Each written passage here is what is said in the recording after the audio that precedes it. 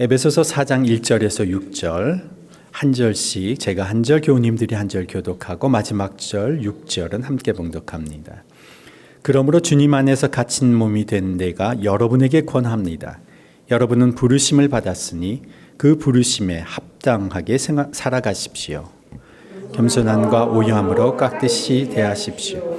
오래 참음으로써 사랑으로 서로 용납하십시오. 성령이 여러분을 평화의 띠로 묶어서 하나가 되게 해주신 것을 힘써 지키십시오. 그리스도의 몸도 하나요 성령도 하나입니다. 이와 같이 여러분도 부르심을 받았을 때에 그 부르심의 목표인 소망도 하나였습니다. 주님도 한 분이시요 믿음도 하나요 세례도 하나요 하나님도 한 분이십니다. 하나님은 모든 것의 아버지시여 모든 것 위에 계시고 모든 것을 통하여 계시고 모든 것 안에 계시는 분이십니다. 아멘. 아멘. 예전에 아버지 친구분들이 저희 집에 자주 왕래를 하셨던 적이 있었습니다. 아버지의 오래된 친구분들이셨습니다. 근데 그 중에 한 분이 사업을 하시는데 도움이 필요하다고 해서 아버님이 잘 아시는 지인을 소개시켜 주셨습니다. 그런데 그 아버지 친구분이 그 지인에게 돈을 융통해서 받았는데 당시 얼마인지는 정확히 기억이 나진 않습니다만은 꽤 큰 금액의 손실을 지인에게 입힌 적이 있습니다. 그것 때문에 저희 아버지가 굉장히 곤란한 상황에 놓이셨어요. 돌려주기로 하고 지인에게서 돈을 융통해서 받았는데 사실은 그 내용들이 거짓이었어요. 그리고 나서도 가져간 돈을 제대로 변제하지도 않고 그리고 오랜 시간이 지났습니다. 그 아버지의 친구분이 외국으로 가시면서 그분과의 연락이 끊겼는데 한참 있다가 다시 그분이 아버지를 찾아오셨습니다. 그리고는 왕래를 하시는데 아무 일이 없었던 것처럼 그렇게 또 지내시는 거예요. 그때 이해가 되지를 않았습니다. 나 같으면 그런 분 더 이상 만나지 않았을 것 같은데 계속 그 이후로도 또 자주 만나시는 겁니다. 그런데 나중에 알고 보니 그분만 그런 게 아니라 그런 분이 또 한 분 계셨습니다. 아버지 친구분 중에. 아버지 주위에 이상한 분들이 이렇게 여러 분 계셨어요. 그런데 그분들이 누구시냐? 그분들이 목사님들이고 장로님들이었어요. 아버지가 목사셨으니까 주위에 자주 만나시는 분들이 다 목사 장로들이신데 자주 왕래하시던 분들 중에 그렇게 이상한 분들이 계셨던 겁니다. 아니 양심도 없지. 어떻게 자기 때문에 다른 사람이 피해를 보고 곤란한 상황을 겪었는데 어떻게 저렇게 뻔뻔하게 다시 버젓이 나타나서 아무 일도 없었던 것처럼 저렇게 지낼 수가 있지? 도무지 저로서는 이해가 되지 않았습니다. 여러분들 중에도 주위에 혹은 가족 중에 그렇게 말씀하신 분들이 아마 계실 겁니다. 여러분 가족 중에도 그렇게 말씀하는 분 계실 거고 지인들 중에도 그런 분들이 계실 거예요. 이렇게 말씀하시죠. 예수님 믿는다는 사람 중에 안 믿는 사람보다 더 나쁜 놈들이 많다. 지금까지 나한테 피해를 주고 사기를 친 놈들은 다 교회 다닌 놈들이다. 그래서 나는 교회 장로, 안수 집사 절대 믿지 않는다. 그런 사람들이 다 거짓말해서 피해를 내가 입었기 때문에 그래서 나는 절대 교회는 안 간다. 교회는 아주 말만 잘하는 사기꾼들이 아주 득실거리는 곳이다. 그런 말 많이 들어보셨죠? 주위에 들으셨죠? 저도 예전에 이해가 안 됐습니다. 그런데 예수님 믿지 않는 사람들이야 특별히 자신이 직접 피해를 본 사람이라면 얼마나 그것이 분통 터지고 이상한 일이지 않겠습니까? 예수님을 믿는다는 사람들이 저렇게 버젓이 저렇게 어떻게 살아갈까? 그런데 제가 성경을 읽다가 이게 오늘날만 있었던 일이 아니구나를 알게 됐습니다. 누가복음 5장에 보면 사람들이 예수님과 제자들에게 뭐라고 말하느냐? 우리는 너희들하고는 절대 상종 안 한다. 왜냐? 너희들 안에는 사기꾼들, 범죄자들이 수두룩하다. 너희는 어떻게 사기꾼과 죄인들하고만 어울려서 살아가느냐? 특별히 누가 그런 얘기를 했습니까? 종교 지도자들이 예수님과 제자들에게 이렇게 말한 겁니다. 본문의 표현 그대로 읽어드리면 이렇죠. 바리새파 사람들과 그들의 율법학자들이 예수의 제자들에게 불평하면서 말하였다. 어찌하여 당신들은 세리들과 죄인들과 어울려서 먹고 마시는 거요? 세리들은 그 당시의 사람들 등쳐먹는 사람들이었어요. 로마에서 할당해 준 세금을 채우고 나면 더 걷어들이는 남는 몫은 자기 것이니까 어떻게든 어떤 명목이든 자기 이익을 챙기려고 머리를 써서 합법적인 방법으로 돈을 뜯어내는 날강도들이었어요. 그러니까 사람들이 아주 천대시하는 사람들이죠. 그리고 사람들이 죄인으로 여겼던 여인들, 특별히 성매매를 직업으로 삼았던 여인들, 그리고 당시에 사람들이 가장 천대받는 직업을 가진 사람들이 또 있습니다. 그 사람들이 어떤 사람들이었냐? 당시에 뱃사공들, 목자들. 이 사람들이 누구였습니까? 제자들이었죠. 제자들도 형편없는 천한 직업을 가지고 있는 사람들인데, 이 사람들이, 이 예수님이 당시의 죄인들, 사기꾼들과 그렇게 어울려 먹고 마시면서 살아가느냐? 예수 믿는 사람들이 사기꾼들보다 더 못한 인간들이 많다라고 말하는 현대인들과 좀 비슷하지 않습니까? 그때 예수님이 이렇게 말씀하셨죠. 건강한 사람에게는 의사가 필요하지 않으나 병든 사람에게는 필요하다. 그러니까 예수님 주위에 병든 사람, 아픈 사람, 죄 지은 사람이 많은 건 예수님 당연한 거다. 그런 사람을 회복시키시고 고치시고 씻어주시기 위해서 예수님이 오신 것이니까 그런 사람이 모여있는 건 당연하다. 그러면서 예수님께서 사역 초기에 회당에 들어가셨을 때 율법 두루마리를 찾아서 읽어주신 구절이 이런 구절이었어요. 누가복음 4장 18절에 나오는 말씀인데, 주님의 영이 내게 임하셨으니 주님께서 내게 기름을 부으셔서 가난한 사람에게 기쁜 소식을 전하게 하시고 나를 보내셔서 포로된 사람에게 해방을 선포하고 눈먼 사람들에게 눈뜸을 선포하고 억눌린 사람을 풀어주고 주님의 은혜의 해를 선포하게 하셨다. 그러니까 예수님 주위에 누가 몰려듭니까? 가난한 사람들, 보지 못하는 사람들, 아픈 사람들, 죄인들, 포로된 사람들이 모여있는 건 당연하다는 거죠. 이것을 어떤 목사님은 이렇게도 말씀하셨어요. 교회는 목욕탕과 같은 곳이다. 그러면서 온갖 더러운 인간이 다 모인다. 왜 이렇게 더러운 인간이 다 모이는가? 그곳에 씻으려 가기 때문에 온갖 더러운 추한 사람들이 다 모이는 것이다. 자신이 더럽다고 생각하지 않는 사람은 목욕탕에 가지 않는다는 겁니다. 그래서 교회는 목욕탕과 같고 목회는 목욕탕 목회와 같다. 이렇게 말씀하신 목사님 계세요. 제가 어릴 때는 그런 분들과 계속 어울리시는 아버지를 잘 이해를 하지 못했는데 시간이 지나면서 조금 이해하게 된 것이 허물 많고 죄 많고 실수 많고 연약한 우리의 모습 그대로 노출될 수 있고 용납될 수 있는 곳이 바로 교회 공동체이어야 하는구나를 깨닫게 되면서 그것을 이해하게 됐습니다. 교회는 죄인이 오는 곳이어야 한다는 것이죠. 죄인이고 연약한 사람들이 있는 그대로 나올 수 있는 것, 손가락질 받지 않고 오히려 용납받는 곳, 있는 자신의 그 모습 그대로 나와도 받아들여지는 곳이 바로 교회 공동체이어야 한다.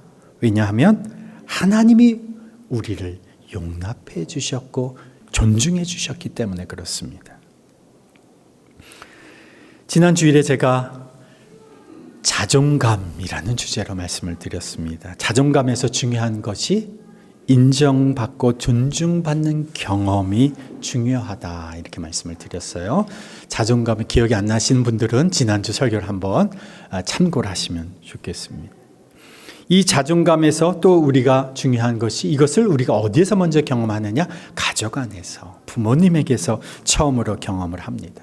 그런데 부모님으로부터 존중받고 자라지 못했어도 인정받는 그 좋은 경험을 제대로 하지 못하면서 성장했어도 또 끊임없이 경쟁해야 하는 이 현대 사회 속에서 진심 어린 존중과 인정을 받지 못하고 살았어도 그리스도인에게는 우리를 인정해 주시는 분이 계시다.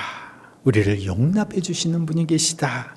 우리를 인정해 주시고 용납해 주시는 그 하나님이 계시다. 그 하나님이 우리를 이렇게 베드로전서 지난주 2장 9절에 이렇게 우리에게 선언하셨습니다. 여러분은 택하심을 받은 족속이요, 왕과 같은 제사장들이요, 거룩한 민족이요, 하나님의 소유된 백성입니다.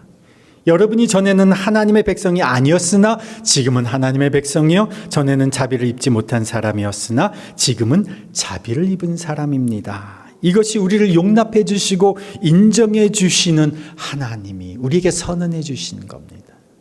그런데 하나님이 우리를 이렇게 용납해 주시고 인정해 주시기 위해서 하나님이 치르신 값이 있으시죠? 그것이 바로 예수 그리스도의 생명을 값으로 치러 주셨다는 거죠.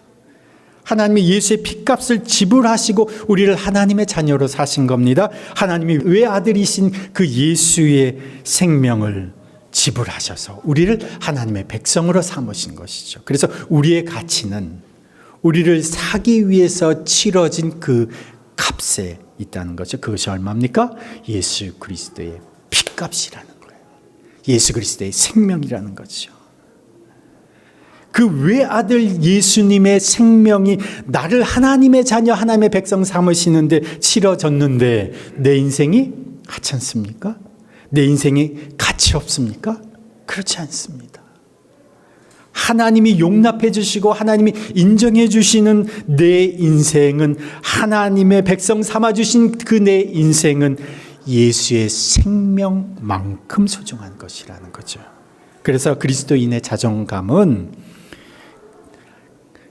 하나님이 나를 바라보시는 대로 내가 나를 바라보는 겁니다.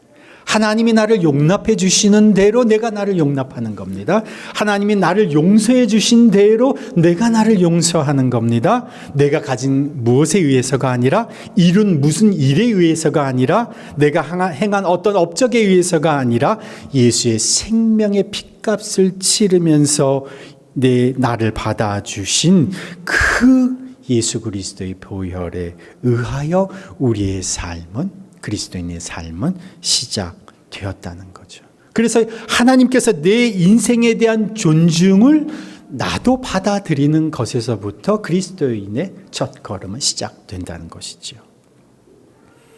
그런데 하나님이 나를 용납해 주시고 나를 인정해 주시고 나를 용서해 주시고 존중해 주시는 것은 눈으로 보이지 않습니다. 보이지가 않아요. 그래서 하나님이 나를 용납해 주시고 존중해 주시고 용서해 주시고 사랑해 주셨음을 눈으로 실제 보이는 삶으로 경험할 수 있도록 하기 위해서 하나님이 이 땅 가운데 세우신 것이 무엇이냐? 그것이 바로 교회라는 겁니다. 그래서 교회는 용납의 공동체, 존중의 공동체, 용서의 공동체, 그리고 사랑의 공동체라는 것이죠. 이것을 아주 잘 보여주는 교회 공동체가 있는데, 신약 성경에 등장하는 여러 교회 중에서도 특별히 요한 공동체가 그런 공동체였습니다. 그래서 하나님이 우리 안에서 서로 용납하고 하나님이 나를 용서해 주시고 용납해 주시고 인정해 주시고 존중해 주시는 것을 보여주시기 위해서 이 땅 가운데서 주신 것이 교회 공동체인데, 그것을 정말 잘 보여주는 공동체가 신약의 여러 교회 중에서도 특별히 요한 공동체라는 거죠. 요한 공동체는 말 아마 잘 못 들어보셨을 텐데, 요한 공동체는 사도 요한의 영적인 지도 아래 살아가던 신앙 공동체를 말합니다.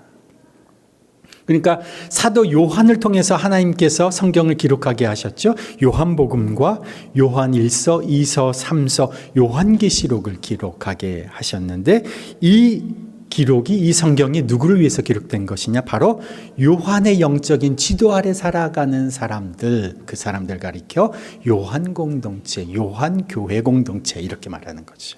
이 요한 공동체가 사랑의 공동체요, 용서와 용납의 공동체라고 하는 사실이에요. 왜 요한 공동체가 그런 공동체였을까요? 사도 요한은 십자가 밑에서 예수님께서 십자가에 달리시면서 최후의 말씀을 하신 그 음성을 직접 들었던 사람입니다. 그 십자가 밑에서 예수님이 십자가 위에 달리신 채로 뭐라고 말씀을 하셨느냐? 같이 또 십자가 곁을 지키고 있던 모친 마리아를 두고 요한에게 이렇게 말씀하셨어요. 자, 이분이 내 어머니이다. 이 예수님의 말씀을 듣고 요한은 예수님의 모친 마리아를 평생 모시고 살았습니다. 예수님이 누구에게 모친 마리아를 부탁하신 겁니까?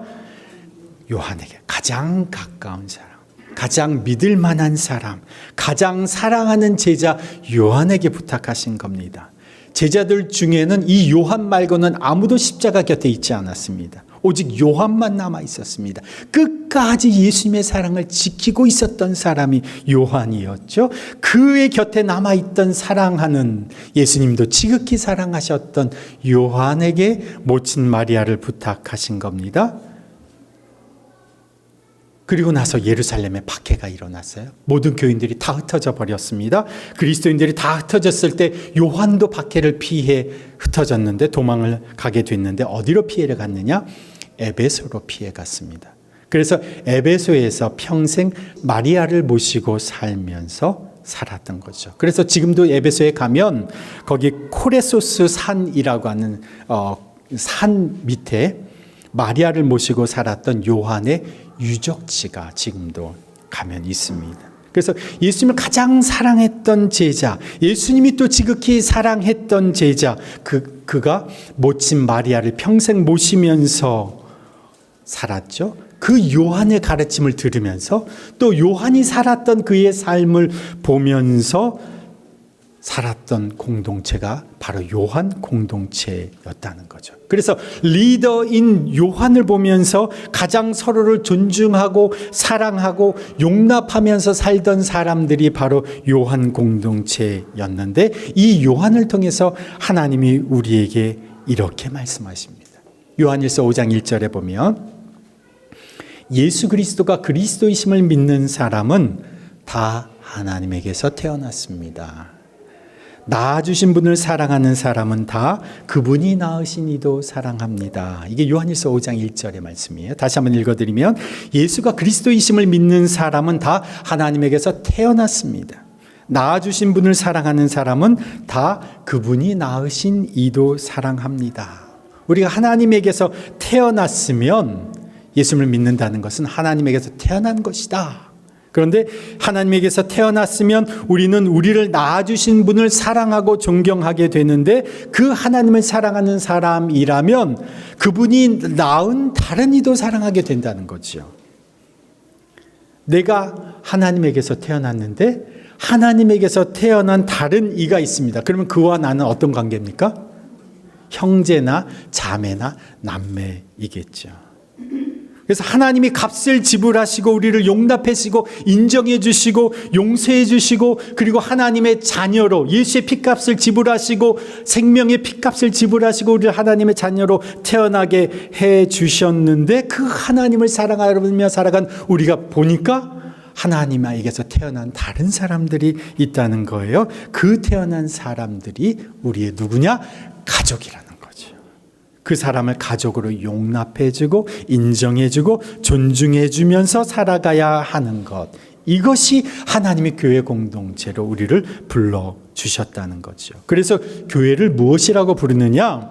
에베소서 2장 19절에 보면 여러분은 외국 사람이나 나그네가 아니요 성도들과 함께 시민이며 하나님의 가족입니다. 그래서 교회는 하나님의 가족입니다. 한번 따라해 보실까? 교회는 하나님의 가족입니다. 그러니까 지금 오늘 처음 오신 분도 물론 계시는데, 우리가 서로 잘 몰라도 우리는 하나님 안에서 뭐라고요? 가족이라는 거죠.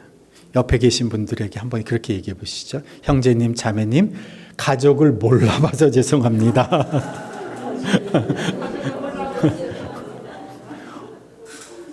우리가 한 주간 동안 다 각자 바쁘게 살아가면서 모여서 예배드리고 또 한 주간 살아가니까 가족인지를 모르고 살아가요. 하나님 안에서 새로 태어난 나는 하나님 안에서 새로 태어난 우리 옆에 계신 분과 형제, 자매, 가족이라는 거죠. 이것이 예수님이 친히 세우신 하나님의 가족 공동체가 바로 교회라는 거죠.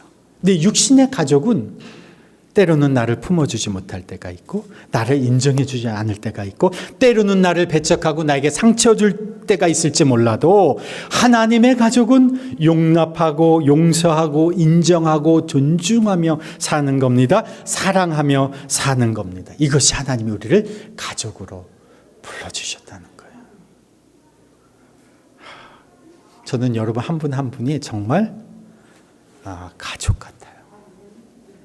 저희 형님, 저희 가족이 어머니도 계시고 형님도 계신데, 형님은 만날 기회가 별로 없어요.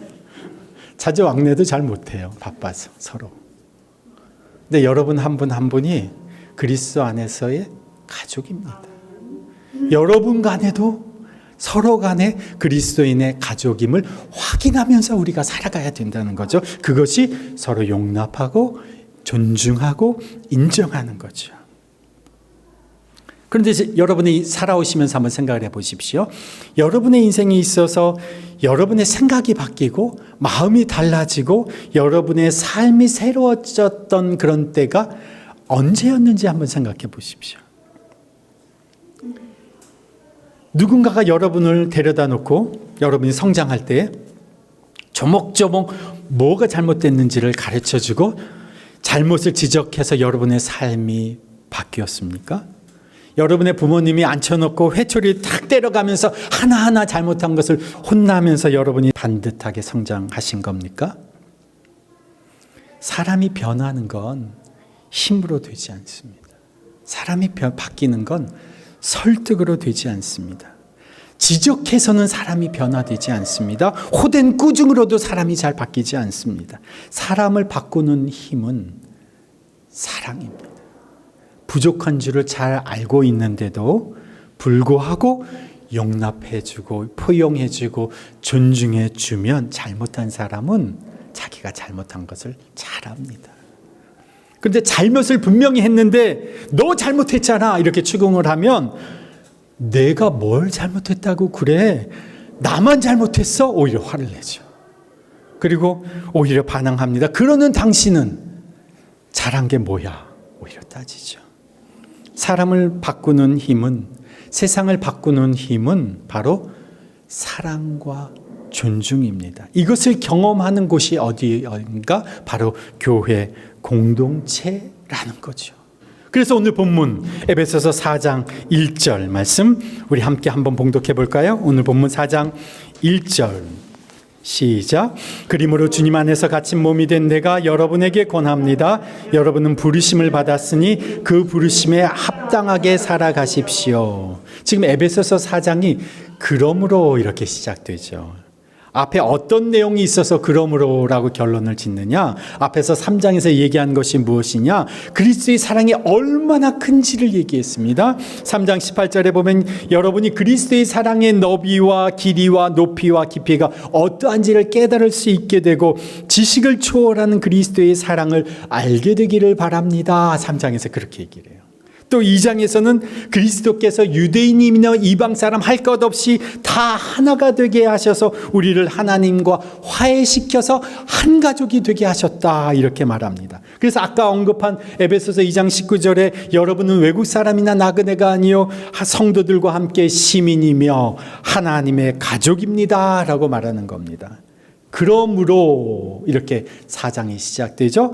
그래서 그러므로 감옥에 갇혀 있는 요한을 통해서 우리에게 권면하는 것이 무엇이냐? 그 부르심에 합당하게 살아가야 한다는 것입니다. 그 부르심이 무엇입니까? 우리를 예수 그리스도의 사랑 그 핏값을 치르시고 우리를 하나님 안에서 한 가족으로 부르신 그 부르심에 우리를 예수 그리스도의 핏값을 치르셔서 한 가족으로 만드신 그 부르심에 합당하게 살아가십시오. 그 부르심에 합당하게 살아가는 것이 무엇이냐? 2절, 3절 함께 봉독합니다. 겸손함과 온유함으로 깍듯이 대하십시오. 오래 참음으로써 사랑으로 서로 용납하십시오. 성령이 여러분을 평화의 띠로 묶어서 하나가 되게 해주신 것을 힘써 지키십시오. 겸손하게 부드럽게 대하라. 깍듯이 소중하게 대하라. 겸손함과 온유함으로 소중히 대하는 겁니다. 인내하는 마음으로 사랑으로 용납하는 겁니다. 내가 용납받았으니, 내가 하나님에게 용납받았으니 겸손함으로 주님 안에서 태어난 내 형제 자매를 용납해 주라는 겁니다.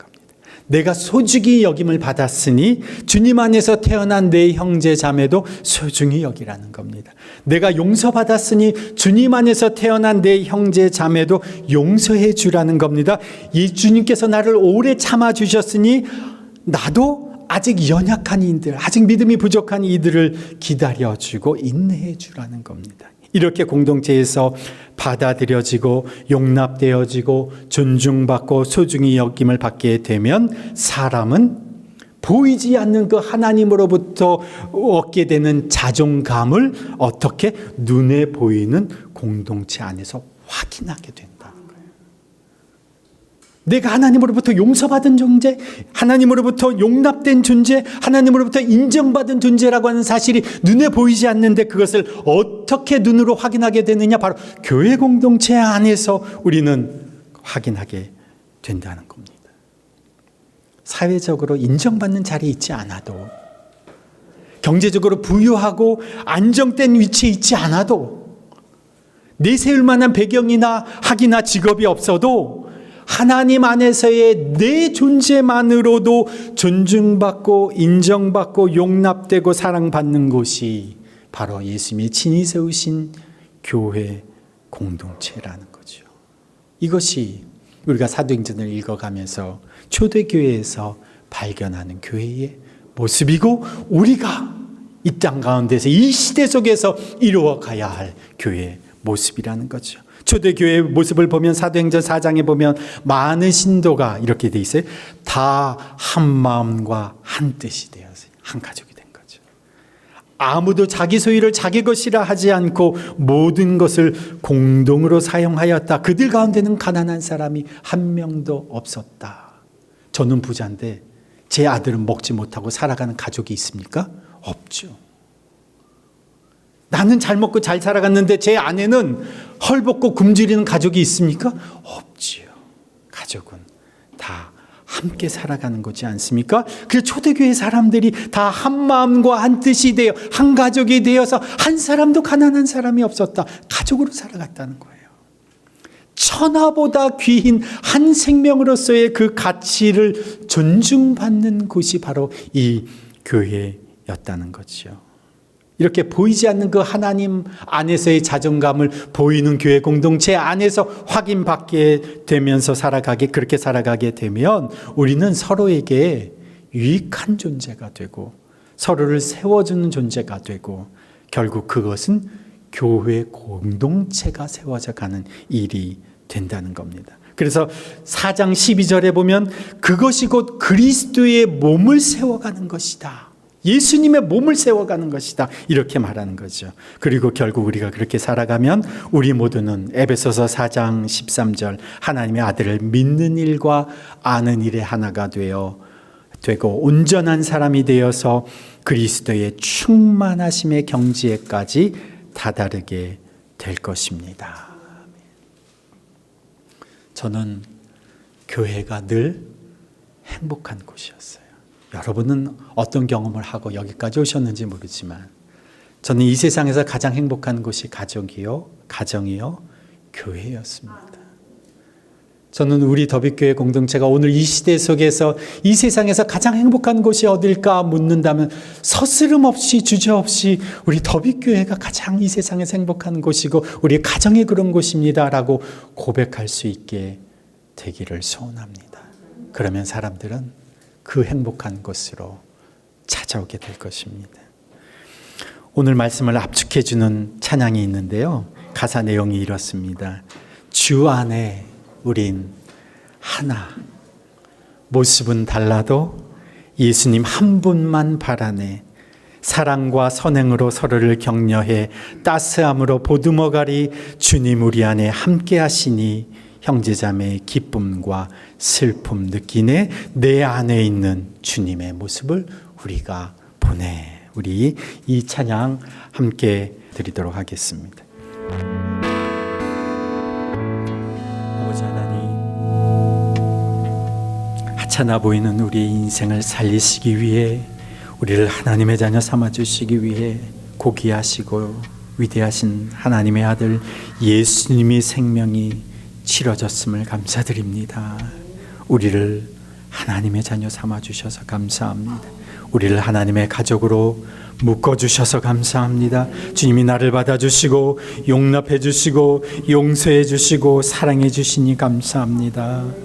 내가 사회적으로 아무 이룬 것이 없어도, 경제적으로도 빈약하고 가난하고 궁핍해도, 내 살만한 아무 것이 없어도 주님은 나를 존귀하게 여겨주십니다. 주님은 우리를 인정해 주십니다. 나를 보배롭고 존귀한 자라고 불러주시는 그 하나님을 찬양합니다. 주께서 우리를 이렇게 불러주셨으니, 주께서 나를 그렇게 용납해 주셨으니, 이제 한 가족으로, 하나님의 가족으로 불러주신 우리의 형제를, 우리의 자매를 용서하고 용납하고 인정하고 존중하며 살아가게 해 주십시오.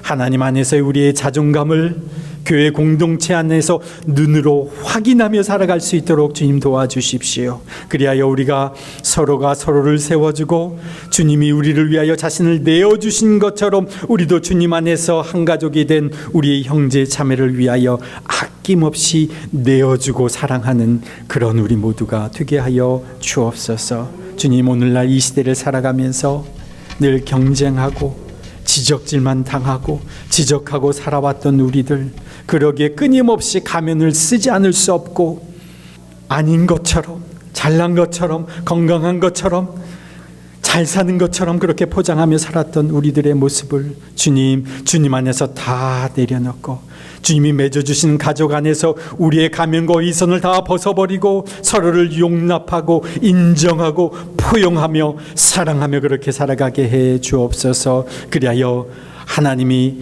우리에게 예비해 주신 그 천국을 이 땅 가운데서 미리 그 경험하며 살아가는 저희들 되도록 인도하여 주옵소서. 서로를 세워줌으로 주님 안에서 함께 거룩해지고 함께 온전해지고 그리스도의 충만하심에까지 이르는 주의 몸된 교회 공동체 되게 하여 주옵소서. 이제는 우리 구주 예수 그리스도의 그 지극하신 은혜와 하나님 아버지의 그 무한하신 사랑과 성령님의 교통하심과 역사하심이, 하나님의 가족으로 묶어주신 형제 자매들을 존중하고 용납하고 사랑함으로 주의 몸된 교회 공동체를 함께 세워가기로 작정하며 세상으로 나아가는 주님의 백성들 위에, 그 가정과 일터 위에, 주의 몸된 더비교회 공동체 위에 이제로부터 영원토록 함께 하시기를 간절히 축원하옵나이다. 아멘.